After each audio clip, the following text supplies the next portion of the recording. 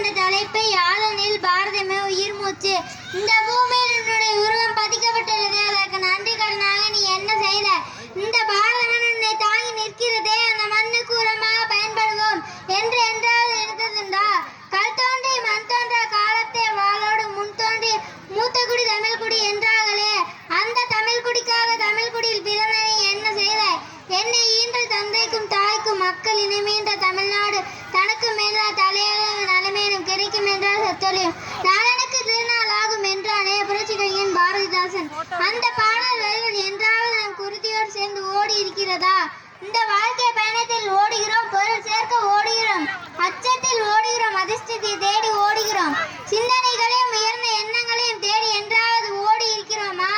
இந்த மண்ணில் பிறந்தோம் வாழ்ந்தோம் என விலங்குகளை போல் இருக்காமல் மனித பிறவியின் சிறப்பையும் பாரத மண்ணின் பெருமையும் உணர்வோம்.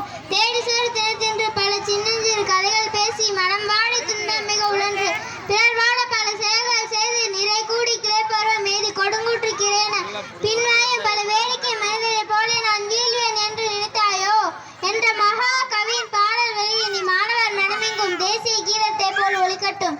பிறந்தோம் வளர்ந்தோம் வாழ்ந்தோம் என்று எண்ணாமல் பிறந்த நாட்டிற்கு பெருமை சேர்ப்போம். உயிர் மூச்சு உயர் பாரதம் என்பதை உணர்வோம். நன்றி.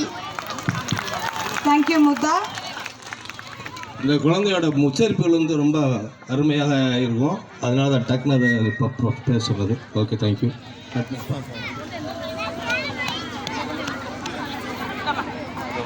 கேப்ப